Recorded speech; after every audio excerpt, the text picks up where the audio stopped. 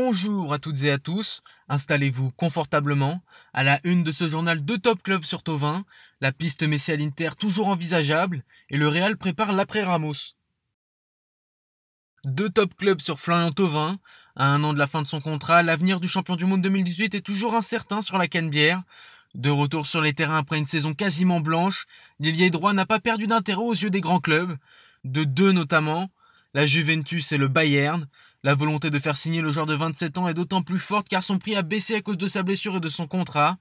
Si tout semble se réunir pour éviter de voir Thauvin partir libre la saison suivante, la direction, elle, n'a pas lâché l'affaire. Le club phocéen voudrait toujours prolonger son joueur. Reste à savoir si un accord peut être trouvé, alors que l'OM souhaite revoir les salaires de ses cadres à la baisse. Une nouvelle piste pour Leonardo. À la recherche d'un latéral droit depuis le départ de Thomas Meunier, le directeur sportif du PSG pourrait piocher en Ligue 1. Djibril Sidibé, de retour de prêt à Monaco, est intéressé par la capitale.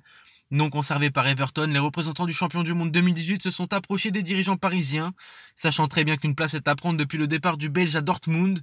Cependant, en l'état, Leonardo aurait d'autres plans en tête pour ce dossier. Reste à savoir comment cette opération évoluera dans les prochaines semaines et si Djibril Sidibé sera rappelé par le PSG. L'Atalanta aussi affaibli à l'approche du match face au PSG. Alors que les Bleus et Rouges vont devoir évoluer sans Mbappé ni Di Maria, le club de Bergame, lui, va devoir faire sans Palomino, défenseur titulaire, et Ilicic, meilleur buteur de l'équipe cette saison. Gianpiero Gasperini d'ailleurs de plus en plus pessimiste à son sujet.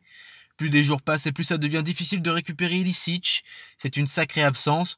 Nous n'avons pas d'autres joueurs avec les caractéristiques d'Ilicic, a-t-il confié. Blessé à la cheville depuis plusieurs semaines, le meilleur buteur de la DA cette saison semble devoir faire une croix sur le choc face aux champions de France. Massimo Moratti n'enterre pas la piste Messi trop vite. Ayant rompu toute discussion autour d'une prolongation au Barça, l'avenir de la Pulga est toujours aussi flou. Annoncé du côté de l'Inter, plusieurs noms, dont Antonio Conte, ont vite éteint la flamme de la rumeur. Mais Massimo Moratti, président emblématique du club milanais, n'est pas du même avis.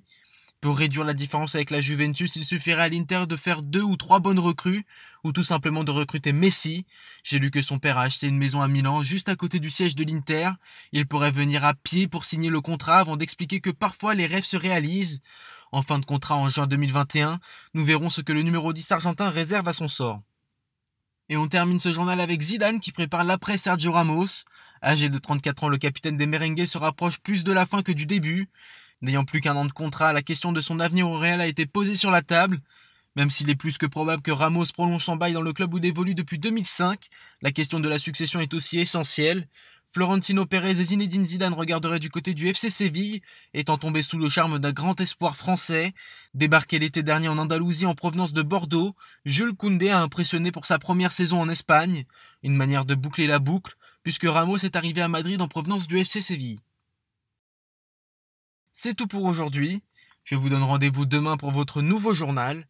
À bientôt sur Foot 01.